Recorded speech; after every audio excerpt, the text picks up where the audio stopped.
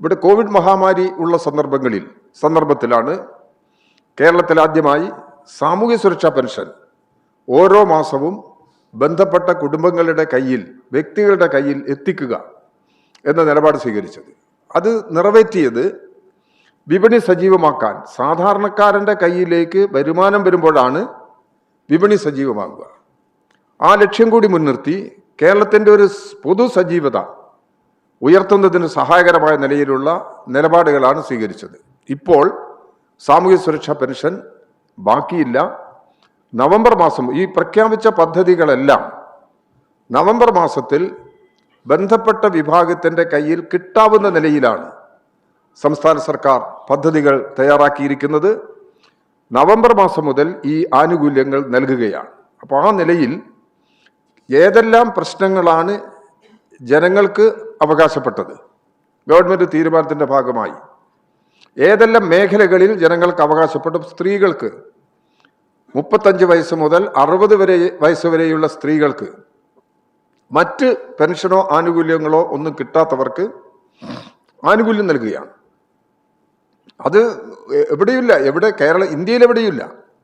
അപ്പം ആ നിലയിൽ വിവിധ വിഭാഗങ്ങൾക്ക്, തൊഴിലന്വേഷകരായ ചെറുപ്പക്കാർക്ക് 5 ലക്ഷം പേർക്കാണ് കേരളത്തിൽ സഹായം നൽകാൻ പോകുന്നത്.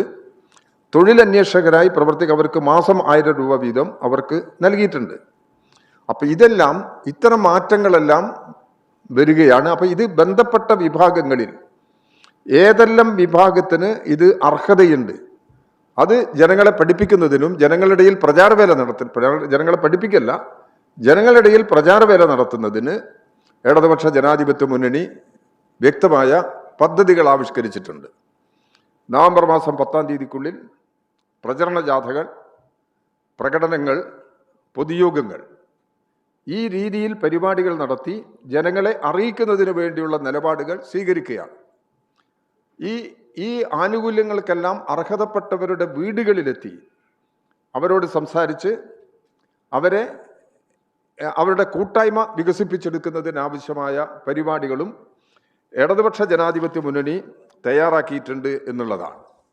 ഈ കാര്യങ്ങൾ പ്രചരിപ്പിക്കുമ്പോൾ തന്നെ കേരളത്തിൽ 2 പ്രധാനപ്പെട്ട കേരള നിയമസഭ പാസാക്കിയ ബില്ലുകൾക്ക് ബഹുമാനപ്പെട്ട ഗവർണർ അംഗീകാരം നൽകിയിട്ടുണ്ട്. അതിൽ ഈ വീടുകൾ ഒഴിപ്പിക്കുന്ന നടപടിയെ എതിർക്കുന്ന ഏകപാർപ്പിട